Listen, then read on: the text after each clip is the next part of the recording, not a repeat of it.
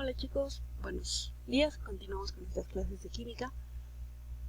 Recuerden que nos habíamos quedado con la geometría de con la geometría química y habíamos visto que nos íbamos a basar en la estructura de Lewis. Bueno, anteriormente recuerden que vimos la estructura por ejemplo, del agua o del dióxido de carbono e indicamos que siempre iban a buscar estar alejados lo más posible entre ellos, ¿no? Bueno, en este caso vamos a revisar o a ver el ion carbonato de CO3. En esto se trata de un ion molecular, podemos establecer que tiene su geometría obviamente. Y reiterando nos vamos a guiar con la estructura de Lewis. El carbono en este caso va a ser el átomo central, va a tener un número de coordinación 3 y debido a que está unido a 3 átomos de oxígeno y no tiene pares libres, estos 3 átomos deben repelerse lo máximo posible entre ellos, como habíamos mencionado. Por lo tanto, va a ser una estructura triangular, va a tener vértices de un triángulo. De esta manera, pues obviamente van a estar separados 120 grados entre ellos, siendo la máxima separación que va a haber entre estos oxígenos. Pero, ¿qué pasa si llegan a tener pares libres?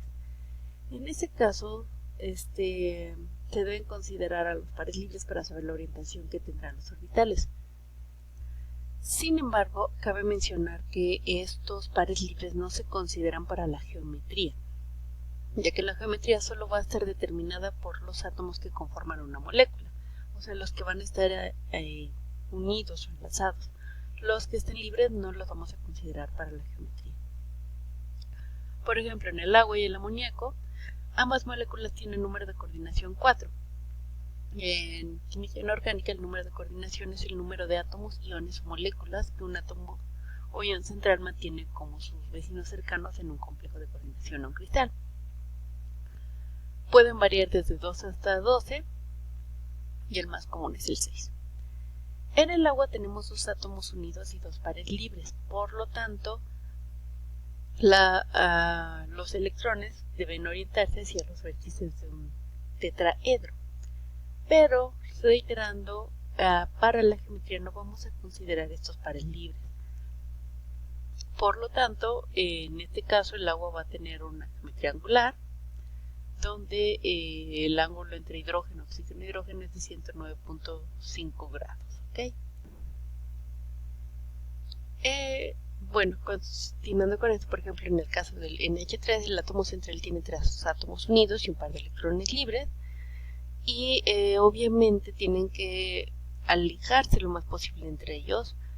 Obviamente no vamos a considerar el par libre que tiene. Y vamos a ver a los 3 átomos de hidrógeno que están orientados hacia los vértices de un triángulo. Pero con el nitrógeno destacando por encima por esta situación. Su geometría se llama pirámide trigonal, y sería esta su estructura, ¿ok? En este caso, según el número de coordinación, sería algo así su geometría. Por ejemplo, átomos unidos tienen 2, pares libres 0, su número de coordinación híbrida es 2sp, así es que su geometría es lineal, ¿no? Como el dióxido de carbono. En pares libres, cuando son 3 y 2, por ejemplo, van a tener número de coordinación de hibridación 3sp y va a ser geometría ya sea triangular o angular, dependiendo si tienen o no tienen pares libres. Sí va a alterarlo, si se fijan, el par libre sí llega a alterar un poco esto, pero realmente para la geometría no va a ser considerado propiamente, ¿ok? Bueno, aquí están los ejemplos y en base a esto van a tener esta tarea, ¿no? Vamos a determinar la estructura de Lewis, número de coordinación del átomo central y la geometría molecular. En el primero cabe mencionar que es carbono con cloro 4 y el siguiente es nitrógeno, oxígeno 3, ¿ok? Solamente para confirmar. También va a haber, por ejemplo, sustancias ionizantes. En este caso, la energía de ionización es la cantidad de energía requerida para quitar un electrón o un átomo neutro de un elemento en estado gaseoso. Se llama energía de ionización, como habíamos mencionado con anterioridad, y se determina por bombardeo de los átomos del elemento. Si este haz tiene la energía correcta, el bombardeo de electrones inducirá la pérdida del electrón en el nivel más externo. Así es que la energía más el electrón va a ser el elemento, la energía más el elemento va a dar un elemento, ya va a quedar positivo. ¿Por qué? Porque está perdiendo un electrón, más el electrón que está perdiendo, ¿ok? Bueno, que se está liberando. Si se acuerdan, habíamos mencionado que los elementos van a tener algún tamaño definido y que el tamaño, bueno, va a ser el tamaño atómico. Este tamaño se puede calcular de forma indirecta, aproximando, bueno, indirectamente vamos a considerar o vamos a encontrar el tamaño de los átomos utilizando la información experimental concerniente a los compuestos que se forman. En este caso, si se asume que estos átomos tienen forma esférica, se pueden expresar las dimensiones en términos de radios atómicos y su unidad va a ser el Armstrong. En esto, un Armstrong que tiene como símbolo A con un punto encima va a ser igual a 10 a la menos 8 centímetros. El aumento en este tamaño atómico, se debe a que los electrones en el nivel más externo se encuentran más lejos del núcleo.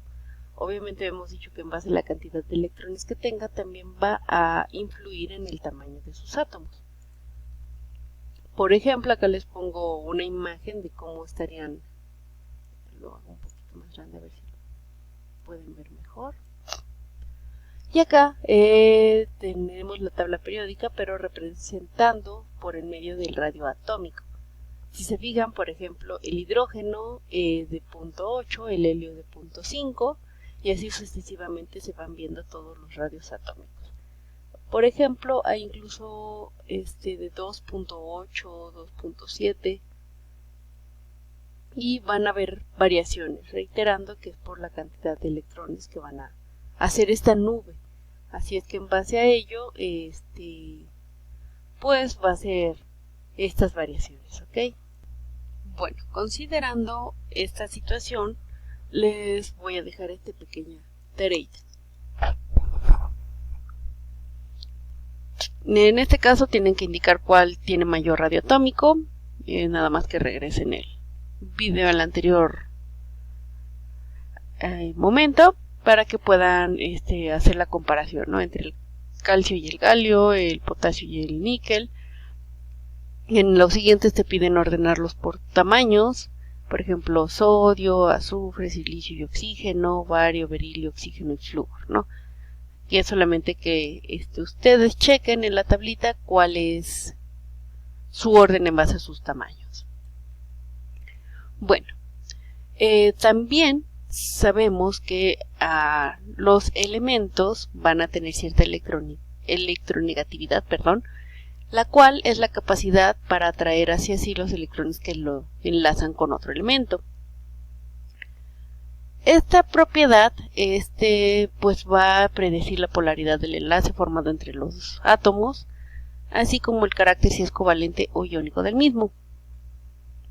Obviamente, si estamos hablando de electronegatividad, pues también va a estar relacionado con la energía de ionización, y un átomo con una afinidad electrónica muy negativa y un potencial de ionización elevado, presenta una electronegatividad alta, obviamente, como por ejemplo el cloro y el flúor, y los que tienen una electronegatividad baja y baja potencial de ionización, pues obviamente van a tener una electronegatividad pequeña. En este rubro entrarían los alcalinos.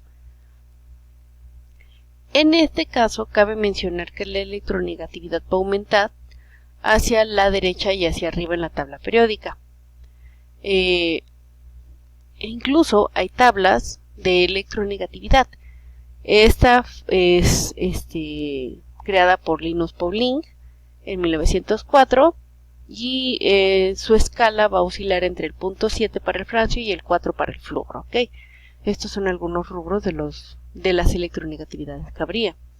Aquí les pongo esta tabla y se va a ver, por ejemplo, incluso está separado por colores y cada color pues va a estar relacionado con una electronegatividad definida.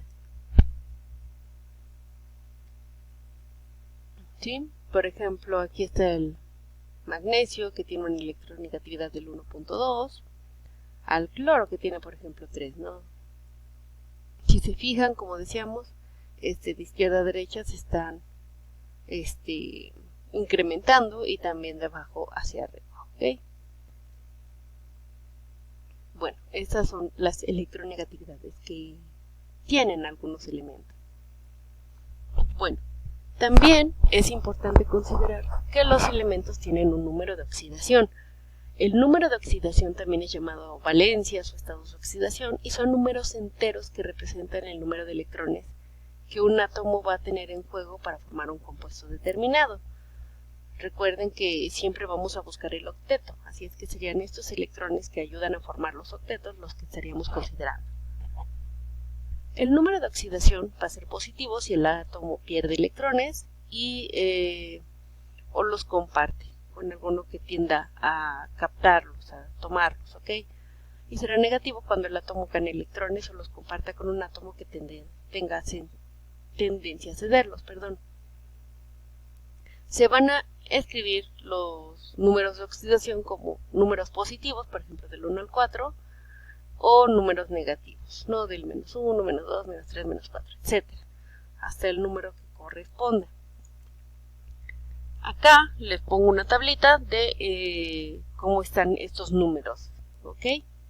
Por ejemplo, el hidrógeno tiene más 1, el litio más 1, el oxígeno tiene menos 1, menos 2. Recuerden que es negativo cuando tiene probabilidades de tomarlos, ¿no? Positivo cuando tiene más probabilidad de cederlos o de compartirlos con uno más electronegativo, ¿ok? Van a haber obviamente reglas para asignar un número de oxidación de los elementos. Por ejemplo, el número de oxidación de todos los elementos en estado libre no combina con otros, no combinado es 0. El número de oxidación del hidrógeno es de más 1, excepto en los hidruros metálicos, que como lo dice su nombre, pues va a ser hidrógeno más algún metal, en el que va a cambiar a menos 1. El número de oxidación del oxígeno es de menos 2, excepto en los peróxidos, que tienen un enlace de tipo covalente entre oxígeno y otro oxígeno, en el que cambia a menos 1. Y en el OF2, donde es de más 2, ¿ok? O sea, hay que considerar esto dependiendo de con qué se están mezclando o combinando para tomar en cuenta estas reglas. El cuarto, el número de oxidación de los metales, es un signo positivo, por ejemplo, del magnesio es 2, o sea, es más 2. El número de oxidación de iones monoatómicos coincide con la carga del ion, por ejemplo, el número de oxidación de cloro es menos 1. Y la suma algebraica de los números de oxidación de los elementos de un compuesto es 0. Así es que la suma algebraica de los números de oxidación de los elementos de un ion poliatómico es igual a la carga del ion. Un ion poliatómico es una partícula cargada que contiene más de un átomo, por ejemplo el ion NO3, ¿no? Además, en los compuestos covalentes, el número de oxidación negativo se asigna al átomo más electronegativo y todos los demás van a ser positivos. Bueno, continuamos en el siguiente video, chicos.